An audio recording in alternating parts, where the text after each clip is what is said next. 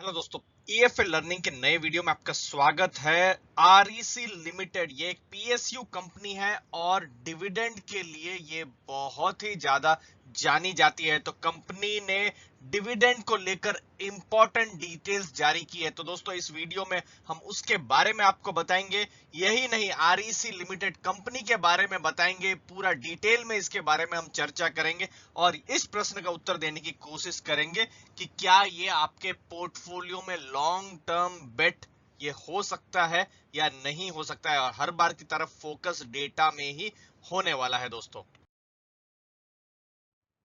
देखिए, सबसे पहली बात, ये सेकंड इंटरिम डिविडेंड है। फर्स्ट इंटरिम डिविडेंड कंपनी ने ऑलरेडी पे कर दिया है। थोड़ी देर के बाद इसके बारे में भी डिटेल में आपको बताएंगे। और यहां पर आपको नोट करके रखनी है मार्च 10 की तारीख, बुधवार का दिन है मार्च 10, और उस दिन डिविडेंड डिक्लेयर होगा आरईसी लिमिटेड का। अब यहां पर दूसरी भी जो इंपॉर्टेंट डेट है वो भी आपको बता दे, मार्च 18 है एक्स डिविडेंड डेट। मतलब अगर आपको डिविडेंड पर इंटरेस्ट है तो मार्च 18 से पहले, जी हाँ, मार्च 18 से पहले आपके पास शेयर होना चाहिए आरईसी का। ये सिर्फ एजुकेशनल पर्पस के लिए ही आपके साथ हम ये चीज बता रहे हैं दोस्तों।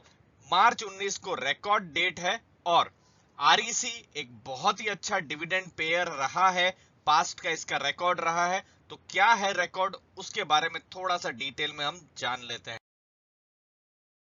यहां पर दोस्तों हमने सेकेंड इंटरिम डिविडेंड की बात कही है। फर्स्ट इंटरिम डिविडेंड 6 रुपए प्रति शेयर ऑलरेडी पेमेंट हो चुका है। एक्स डिविडेंड डेट नवंबर की थी 2020 की।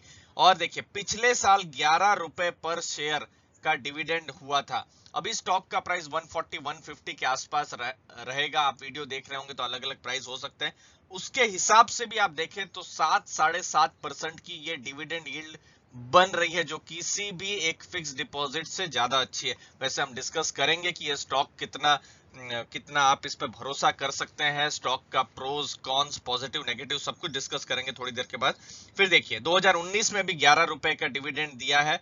फिर देखिए, 2 बार 2018 में डिविडेंड दिया है। ये हम कैलेंडर ईयर के हिसाब से बता रहे हैं, 1 रुपीज 75 और 7 रुपीज 40 पैसे का। और फिर 2017 में आप देखिए 7 रुपए और 2 रुपए 65 पैसे का इसने डिविडेंड दिया हुआ है। तो ये थे डिविडेंड से जुड़े इंपॉर्टेंट आंकड़े। यहां पर दोस्तों, अगर आपके या आपकी फैमिली मेंबर के अभी भी डीमैट अकाउंट नहीं है तो नीचे दी गई लिंक से अकाउंट खोल सकते हैं और आपको 300 रुपीज कैशबैक भी मिलेगा दोस्तों। दोस्तों ये है 5 साल का पूरा ग्राफ, आप जो देख सकते हैं आपकी स्क्रीन में। अभी तो 145 150 रुपीज के पास इसका स्टॉक प्राइस है, लेकिन देखिए 80 85 रुपए के पास इसका स्टॉक प्राइस था जब आप तो देख सकते हैं बिल्कुल 2016 की शुरुआत में। लेकिन 220 रुपए तक भी स्टॉक प्राइस गया। तो जो इन्वेस्टर उस लेवल पर इंटर हुए होंगे, और ये लेवल पर 2017 की शुरुआत में जो इन्वेस्टर जो यहाँ पर इंटर किए होंगे, उनके लिए तो बड़ा ही खराब एक्सपीरियंस रहा है। उन्होंने 200 रुपए से स्टॉक का प्राइस 80 रुपए, मतलब बिल्कुल आधा भी हो गया है, और फिलहाल भी वो लोग लॉस में ही है। और जो इन्वेस्टर समझ लीजिए इस लेवल पर एंट्री ली है 90 रुपए के पास में, तो उनके हिसाब से अच्छी खासी यहाँ पर उन्होंने थोड़ा पैसा बनाया है और थोड़ा बहुत डिविडेंड भी उनको मिला है। डिविडेंड यील्ड भी उनके लिए अच्छी रही है। अब देखिए, 11 रुपए का डिविडेंड कंपनी दे रही है, कोई 100 रुपए में इंटर किया है तो उनके लिए तो 11% की डिविडेंड यील्ड हो जा रही है। लेकिन थोड़ा सा और डेटा एनालिसिस करना पड़ेगा, विश्लेषण करना पड़ेगा दोस्तों। अब हम आगे इंपॉर्टेंट डेटा में जाते हैं। दोस्तों आरईसी एक मिड कैप कंपनी है, 27,000 करोड़ से ऊपर का इसका मार्केट कैप है। लेकिन जो चीज इसको इंटरेस्टिंग बनाती है वो है बुक वैल्यू। समझ लीजिए कंपनी एक तरीके से बंद हो रही है, हाइपोथेटिकली, वैसा होगा नहीं। 213 रुपए का आपको एक शेयर का प्राइस मिल रहा है, मतलब बुक वैल्यू 213 रुपए की है। और प्राइस टू बुक वैल्यू, मतलब जो प्राइस है 145 50 जो भी आप देखेंगे, उसको आप डिवाइड करें तो ये 1 से कम है, जो कि इसको बहुत ही अट्रैक्टिव बनाती है। अब आप देख सकते हैं फार्मा कंपनीज, आईटी कंपनीज या कुछ एफएमसीजी कंपनीज का प्राइस टू बुक वैल्यू 5 से भी ऊपर चला गया है। तो उसके हिसाब से आप देखें तो एक अच्छा खासा एक सस्ते वैल्यूएशन में कंपनी मिल रही है। जो प्राइस टू अर्निंग भी जो है 4 के आसपास है। इंडस्ट्री पी 5.76 है। वैसे इस इंडस्ट्री में भी बहुत ज्यादा इनको वैल्यूएशन भी नहीं मिल रहा है। पीएसयू का एक रीजन हो सकता है, या फिर जो चूंकि एक एनबीएफसी है जो कि बिल्कुल एक एक तरीके से एक अलग ही जगह में काम करती है। ये पैसा जो देती है खाली पावर सेक्टर के लिए देती है, जो स्टेट गवर्नमेंट है उन सबको देती है, तो इन्वेस्टर लोग थोड़ा सा इसके लेकर चिंतित होते हैं। डेट टू इक्विटी 7.45, यहाँ पर घबराने की जरूरत नहीं है क्योंकि ये एनबीएफसी है। आप कोई भी एनबीएफसी बैंक को देखेंगे तो डेट टू इक्विटी ज्यादा ही रहेगा, तो इस पॉइंट पर बहुत ज्यादा डिस्कस हमको हमारा ये जो डेट टू इक्विटी वाला पार्ट है उस पर डिस्कस करके कोई फायदा नहीं रहेगा। और ये आपके लिए भी लेसन है, कभी भी आप किसी बैंक एनबीएफसी को आप रिसर्च करें तो डेट टू इक्विटी बिल्कुल ही यूजलेस चीज हो जाती है दोस्तों, तो इसको आप ध्यान में रखें। बाकी positive earning before interest tax है, कैश भी है कंपनी के पास इसलिए डिविडेंड भी दे पा रही है। सेल्स ग्रोथ अच्छा हुआ है लगभग 8% का 5 साल में, लेकिन कंपनी का प्रॉफिट ग्रोथ उतना ज्यादा नहीं हुआ है दोस्तों, तो इन सब चीजों को आपको ध्यान में रखना है। ओवरऑल पॉजिटिव भी है, नेगेटिव भी है। शेयर होल्डिंग का ये पैटर्न है सितंबर और दिसंबर में। देखिए पावर फाइनेंस कॉर्पोरेशन का मैक्सिमम यहाँ पर शेयर होल्डिंग है, पहले गवर्नमेंट का था, फिर पावर फाइनेंस कॉर्पोरेशन ने यहाँ पर होल्डिंग ले ली, तो वो तो कांस्टेंट है। लेकिन एक इंटरेस्टिंग चीज देखिए, सितंबर से दिसंबर में एफपीआई यानी जो बाहर के इन्वेस्टर है 25.93 से 26.37, तो बाहर के इन्वेस्टर्स ने यहाँ पर पैसा लगाया है। दूसरी चीज, जो डोमेस्टिक म्यूचुअल फंड्स है उन्होंने भी पैसा लगाया है 9.40, आप यहाँ पर देखिए 9.40, और वहां से ये 9.45, तो उन्होंने भी थोड़ी बहुत यहाँ पर खरीदारी की है। बेचा किसने है? इंडिविजुअल्स ने, आपने, हमने, अगर आपके पास हमारे पास स्टॉक है तो 6.80 से 6.36 हुआ है। लेकिन जो बड़े इन्वेस्टर है, ये बहुत बड़ा लेसन है, बड़े इन्वेस्टर यहाँ पर खरीदारी कर रहे हैं दोस्तों।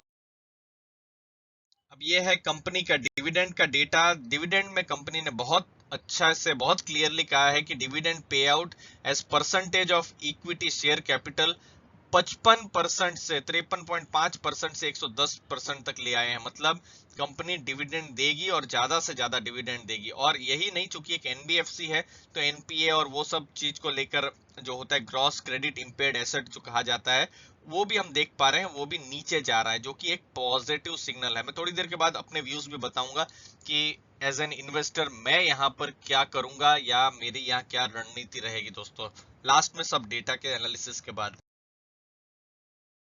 क्योंकि ये लोन देती है और डिस्कॉम्स को लोन देती है, स्टेट गवर्नमेंट्स को जो पावर सेक्टर के लिए लोन देती है, तो आप देख सकते हैं लोन आउटस्टैंडिंग 3.5 लाख करोड़ से ऊपर की यहाँ पर लोन आउटस्टैंडिंग है। तमिलनाडु में बहुत ज्यादा है, महाराष्ट्र में बहुत ज्यादा है, तो यहाँ पर बहुत ज्यादा या कम होने से अच्छा खराब नहीं है दोस्तों, ये चीज आप बिल्कुल क्लियर रखिए। ये तो जस्ट उन्होंने किसको कितना लोन दिया है उसके बारे में ही है। जैसे उत्तर प्रदेश में देखिए 41,200 करोड़ की लोन दी है, राजस्थान में 38,080 करोड़ की लोन दी है दोस्तों। तो ये जस्ट पूरा पैन इंडिया का डेटा है, आप इनमें से किसी भी स्टेट से बिलोंग करते हो तो अपना स्टेट का नाम जरूर लिखिए दोस्तों कमेंट सेक्शन में। अब ये है बिल्कुल लेटेस्ट डेटा जो भी आपको हम दिखा रहे हैं, Q3 के डेटा है। All time high quarterly profit है 2263 करोड़ का, और ऐसे क्वार्टर में जहां पर हमने कोविड देखा था, कोविड के बाद इकोनॉमी थोड़ी पटरी में आ रही है, वो सब चीजों को हमने देखा था। इनकम देखिए 18% ग्रो हुई है 9,047 करोड़ की। नेट इंटरेस्ट इनकम 25% ग्रो हुई है, क्योंकि एनबीएफसी है तो नेट इंटरेस्ट इनकम देखना बहुत जरूरी है। लोन बुक जो हमने देखा 3.57 लाख करोड़ बढ़ गई है।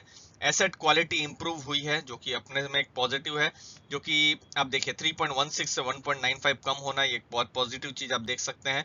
प्रोविजन कवरेज रेशियो 62 के आसपास है, ये 70 से ज्यादा हो तो ज्यादा अच्छा है, बट ये धीरे धीरे एक तरीके से टर्न अराउंड हो रहा है जो हम देख पा रहे हैं। नेटवर्थ आप देख सकते हैं 8% बढ़ा है। कैपिटल एडिक्वेसी 19.27% है जो कि कंफर्टेबल लेवल में है। दोस्तों ये है हमारे सामने 9 महीने का डेटा, ये है अप्रैल 2019 और ये है अप्रैल 2020 से लेकर दिसंबर तक का डेटा। सिमिलरली ये अप्रैल 2019 से दिसंबर 2019 तक का डेटा। यहाँ पर इंटरेस्टिंग चीज देखिए, कॉस्ट ऑफ फंड देखिए, मतलब कितना कॉस्ट में आरईसी को पैसा मिलता है। आरईसी की कभी कभी आपने बॉन्ड्स देखे होंगे, बॉन्ड मार्केट में भी ये जाती है, बैंक से भी पैसा मिलता है, तो वो आप देखिए कम हो रहा है, तो अच्छा है एक तरीके से कि कंपनी को कम भाव में यहाँ पर पैसे यहाँ पर मिल रहे हैं। और नेट इंटरेस्ट मार्जिन देखिए, देखिए उन्होंने पैसा तो रेज कर दिया 7.3% में, लेकिन बाद में उनको बाहर पैसा को देना भी तो है, चाहे वो स्टेट गवर्नमेंट हो या डिस्कॉम्स हो, किसी को भी देना है, तो वो आप देख सकते हैं कि ये बढ़ रहा है। तो मार्जिन जितना ज्यादा बढ़े उतना प्रॉफिटेबिलिटी भी बढ़ेगी, वो भी अच्छा है। रिटर्न ऑन नेटवर्थ भी आप देख सकते हैं 16.3 से 21.84, ये भी बढ़ रहा है। डेट टू इक्विटी पर ध्यान उतना नहीं रहेगा, जैसे कि हमने थोड़ी देर पहले बताया, वो एनबीएफसीज में या बैंक्स में हमेशा रहेगा ही। ये दो चीजें बड़ी ही इंटरेस्टिंग लगी दोस्तों। यहाँ पर अर्निंग पर शेयर 30 से 42.48 हुआ है, जो कि बहुत ही अच्छा कहा जाएगा। जब हम प्राइस टू अर्निंग को जब हम मल्टीप्लाई करेंगे तो ये और भी ज्यादा सस्ता एक तरीके से हो जाएगा, क्योंकि प्राइस देखिए 140 145 के आसपास है, उसको हम डिवाइड करेंगे तो जो पी रेशियो है वो अगर आप देखेंगे तो 3 साढ़े 3 के आसपास उस हिसाब से हो जाएगा। फिर बुक वैल्यू देखिए, बुक वैल्यू भी देखिए जितनी बढ़े उतना अच्छा है, जो हमने थोड़ी देर पहले डिस्कस किया कि बुक वैल्यू देखिए 211 की है और स्टॉक प्राइस 150 से भी कम में है, तो एक तरीके से एक मिसमैच है। अब मेरा यहाँ पर्सनल वर्डिक्ट है कि इस स्टॉक को मेरे पूरे रेडार में रखूंगा और यहाँ पर एटलीस्ट अपनी जो कैपिटल है यहाँ पर इन्वेस्टमेंट एटलीस्ट शुरू मैं कर दूंगा। ये मेरा बहुत ही पर्सनल व्यू है। यहाँ पर एक चीज आपको ध्यान में रखनी है कि मैं अपने एजुकेशनल पर्पस के लिए ही आपके साथ शेयर कर रहा हूँ, यहाँ पर कोई भी टिप या ऐसा कुछ मैं नहीं दे रहा हूँ। मेरा रीजनिंग ये रहेगा कि ये जो स्टॉक है बहुत ही अंडर वैल्यूड है, प्राइस टू बुक वैल्यू जो है वो बहुत ही कम है, पी रेशियो कम है, और फिर नेट इंटरेस्ट मार्जिन और कॉस्ट ऑफ फंड, इन सब डेटा के हिसाब से ये सब एक पॉजिटिव डायरेक्शन की तरफ बढ़ रहे हैं। हाँ, रिस्क भी है। रिस्क क्या है कि कुछ स्टेट गवर्नमेंट्स कमजोर भी हैं, शायद वो पैसा ना दे पाए या लेट पैसा दे, तो वो भी बिजनेस के लिए रिस्क है। तो इसीलिए टोटल पोर्टफोलियो का शुरुआत 0.25 से 0.5% से ही यहाँ पर हम खरीदना यहाँ पर शुरू करेंगे। लेकिन मेरा यहाँ पर व्यू कम से कम 3 साल का रहेगा, और जैसे जैसे कंफर्ट बढ़ेगा, जैसे ये तो Q3 का जो प्रेजेंटेशन था, Q4 में ये जो रिजल्ट्स आए, ये सब जो आप देख रहे हैं और अच्छे आए, तो फिर शायद वहां पर और ज्यादा मेरी बाइंग हो सकती है। वहां पर वो मेरी कोशिश रहेगी कि और ज्यादा बाइंग करने की। लेकिन अगर ये सब रिजल्ट हमने देखा है Q3 में अच्छे आ गए, लेकिन Q4 में फिर वहीं का वहीं हो गया और अच्छा रिजल्ट नहीं आया, तो फिर मेरी थीसिस को मैं फिर से चेंज करूंगा और शायद मैं लॉस में भी निकल जाऊं अगर मेरी थीसिस अगर रॉन्ग हो जाती है। बट फिलहाल ये स्टॉक मेरे पूरे रेडार में रहेगा पर्सनल लेवल पर, और धीरे धीरे जैसे जैसे कॉन्फिडेंस बढ़ेगा तो यहाँ पर मेरी खरीदारी होती रहेगी। एटलीस्ट मैं यहाँ 3 ईयर का तो मैं यहाँ व्यू ले ही रहा हूँ। फिर से बता दूं दोस्तों, ये सिर्फ एजुकेशनल पर्पस के लिए मैं शेयर कर रहा हूँ ये सब चीजें।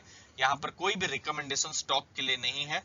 अगर स्टॉक के लिए आपको रिकमेंडेशन चाहिए तो जरूर अपने फाइनेंशियल एडवाइजर के साथ संपर्क करें। दोस्तों धन्यवाद आपके टाइम के लिए, थैंक यू वेरी मच।